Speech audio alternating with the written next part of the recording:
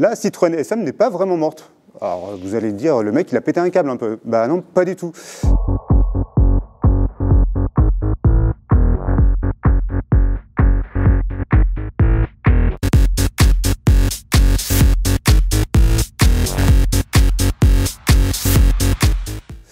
On a la chance et le privilège d'être aujourd'hui dans l'antre de DS Automobile pour découvrir cette SM Tribute. Et c'est pas n'importe qui va nous la présenter, c'est juste son papa, Thierry Métros. Bonjour Thierry. Bonjour, enchanté. Merci de nous accueillir. Et moi j'ai une question tout de suite qui me taraude et que je voudrais vous poser, c'est pourquoi avoir sorti ce petit bijou en concept car alors que ça fait juste depuis 2020 que vous nous sortez des sketchs, et cette fois-ci, on l'a en taille réelle. Dites-moi en plus là-dessus. Très justement, effectivement, on a commencé à réfléchir, à faire revivre la SM, à en faire une réinterprétation depuis 2020. On avait un peu laissé tomber l'idée, et puis on a eu l'opportunité cette année, en fait, de faire 2 anniversaires. C'était l'anniversaire de la marque DS, parce qu'on est né en 2014-2024, c'était les 10 ans de la marque DS. Et puis on voulait fêter aussi l'anniversaire du concours Art et Élégance à Chantilly. Voilà, ça fait 10 ans qu'on est partenaire, chaque année on a toujours été présent. Donc on s'est dit voilà, on a 2 belles opportunités de célébrer la SM. Et on a décidé en fait, fin 2023, ça fait très vite, de réaliser ce prototype de la SM Tribute. Ok. Moi, alors... Franchement, la chose la plus marquante, c'est évidemment son style. C'est comment vous avez pu réaliser justement la jonction entre le futur et le passé. Je voudrais que vous m'expliquiez un peu plus sur ce style tellement SM. On la reconnaît, mais pourtant, rien n'est SM. C'est ça que je voudrais dire. Donc, dites-moi un peu plus dessus. C'est un bon décodage, parce que en fait, au départ du projet, il y a 2 manières de rendre hommage à un véhicule, c'est de prendre le slip et essayer de le réinterpréter sur les plateformes modernes. On s'est mis dans un état d'esprit différent, c'est d'imaginer comment aurait évolué la DS au cours des décennies. En gros, s'il y avait une remplaçante, une génération 2, une génération 3, là, on a fait le calcul, en gros, ce serait la 6e génération. Donc, en fait, les designers qui ont travaillé sur le sujet, ils se sont mis dans cet état d'esprit-là. Voilà, comment elle aurait évolué. C'est pour ça qu'elle est à la fois, elle reprend des codes de la SM d'origine, j'y reviendrai peut-être après, mais en même temps, elle est extrêmement moderne, très contemporaine, et elle utilise des technologies d'aujourd'hui. Donc c'est un peu cette évolution qu'elle aurait pu avoir. Alors je ne sais pas si on a vu juste ou pas. Bon, voilà, en tout cas, chez nous, ça fait vraiment beaucoup de clics. Oui. Donc, clairement, oui, c'est pour ça qu'on est là, c'est pas pour rien. Hein, c'est pour ça qu'on vous a un petit peu embêté, qu'on voulait absolument l'avoir en vrai. Et expliquez-moi donc un peu plus les codes, parce que je vois qu'il y a un capot noir, je vois qu'il y a cette fameuse grille. Qu'est-ce que c'est tout ça? Alors, sur la SM, le premier truc qui caractérise la SM, et ça c'était incontournable dès le début du projet, c'est les proportions. Voilà. La SM était une voiture extraordinaire par ses proportions, une voiture hyper basse, donc très long capot, c'est vrai qu'on ait un très long capot, voilà, un très grand empattement, voiture très basse, très fluide, très simple aussi, elle avait un flanc, c'était un peu, en fait on fait souvent le parallèle avec le Concorde. C'était un peu... Clairement, c'était l'époque, oui. L'époque. Bah oui. C'est un peu un TGV, Concorde sur la route. Okay. Donc, très aéronautique, très fluide, très caréné dans son dessin. Donc, les proportions d'abord. Et puis après, il y a des signes identitaires incontournables sur la SM. Et vous l'avez dit, c'est la vérine. C'est ça. C'est la grande vérine à l'avant qui vient en fait accueillir les projecteurs. On a même repris en fait le thème graphique des projecteurs sur la SM où il y avait un rectangle 2 carrés qu'on a réinterprété. On a un grand rectangle et puis 2 segments plus courts. Donc ça, c'est le petit clin d'œil avec des technologies modernes. C'est des LED haute puissance ultra fines. Et puis, on a mis la plaque de police à un endroit, il n'y en a pas d'ailleurs. C'est ça, il n'y en a pas. Joli. C'est plus simple. Voilà, et on a mis à la place de la plaque de police l'emblème DS. Et puis accompagné comme ça avec un jeu graphique qui vient accompagner les projecteurs. Signature lumineuse très moderne. Ouais. Alors, à l'époque, il n'y avait pas de feux de jour comme on a aujourd'hui. Donc on a intégré comme ça des feux de jour très ciselés, avec cette forme comme ça de triade, très moderne. Et puis un clin d'œil au monde contemporain et au futur aussi de la marque, c'est l'arrivée en fait du capot Biton.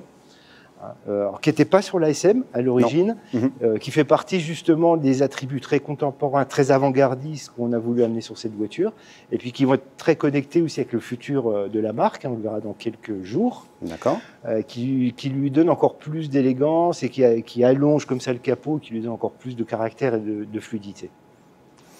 Ouais, il faut absolument que vous me parliez de l'arrière. Oui, de l'arrière, évidemment. L'arrière voilà, et puis, pour l'avant. Les roues, là, c'est juste spectaculaire. Et je sais que tous les ingénieurs en rêvent de ça sur une voiture électrique. Et vous l'avez faite là-dessus. Donc, parlez-moi de ça.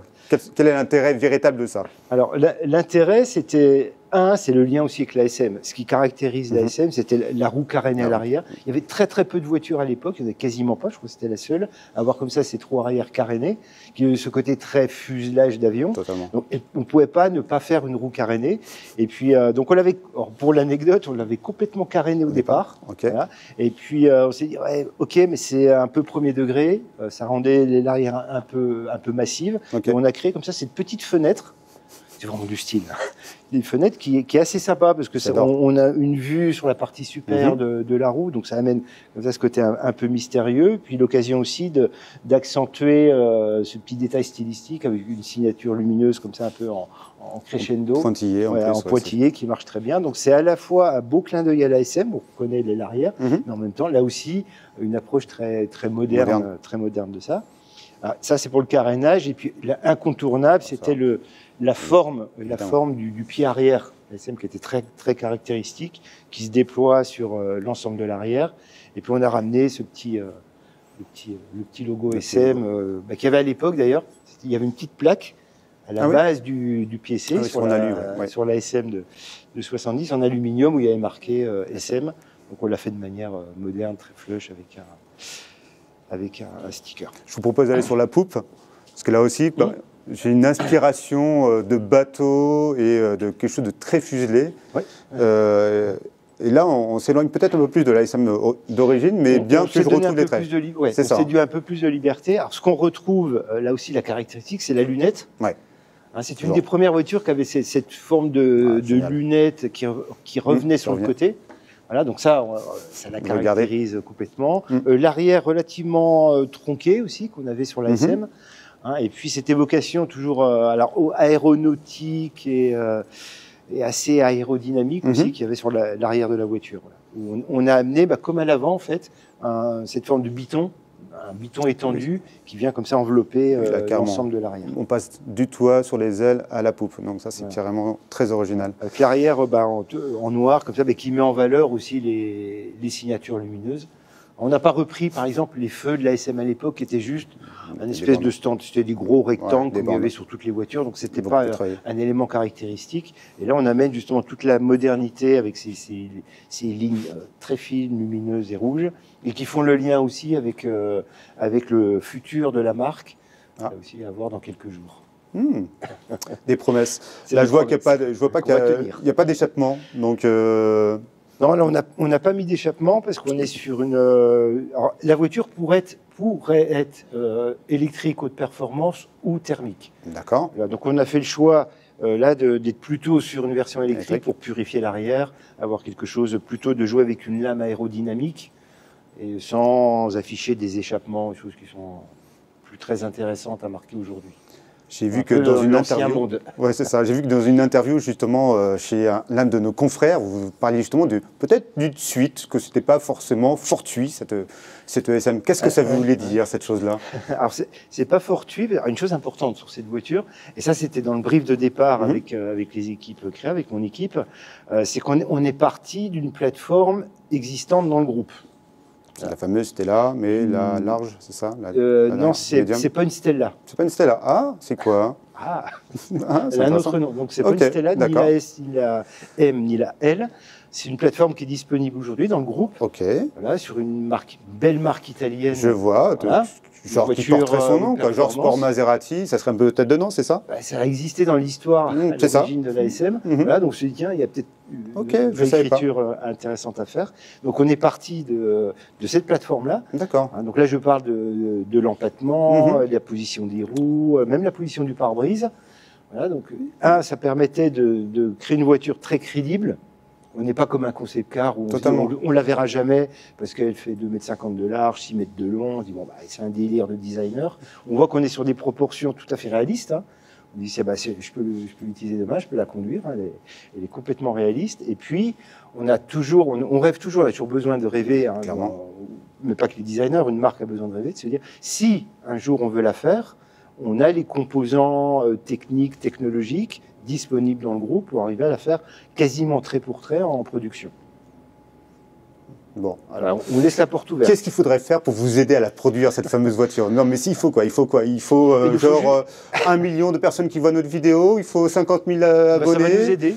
C'est vrai? Ouais, une pétition ou des clients qui nous disent bah, moi je la veux absolument, on a envie qu'on la fabrique. Voilà. Donc si on a vraiment un vrai enthousiasme. Bah moi perso je le suis. Bon, ok, je vais peut-être pas l'acheter demain, mais je le suis. Ouais. Donc si on récapitule. Donc, si on vous fait des centaines d'abonnés, si on vous fait... venez par ici, on va quand même regarder tous ces trucs-là. On peut l'ouvrir ou pas? Non, en fait, c'est une maquette une maquette pleine, comme on dit, il n'y a pas d'intérêt. Donc, si on est capable de vraiment créer l'engouement pour cette voiture, on parle... un petit coup de téléphone à Carlos Tavares, on lui dit, ça serait pas mal de le faire. On le fait ensemble? Ça peut nous aider. Ça peut nous aider. Enfin, en tout cas, le dossier est toujours ouvert. On sait que techniquement, c'est faisable. Il y a quand même du travail de développement. Voilà, on n'a pas pris en compte la réglementation. Mais on sait que 90% du style serait faisable. Voilà. Donc le dossier est ouvert sur la table de la marque. Je vais appeler Carlos.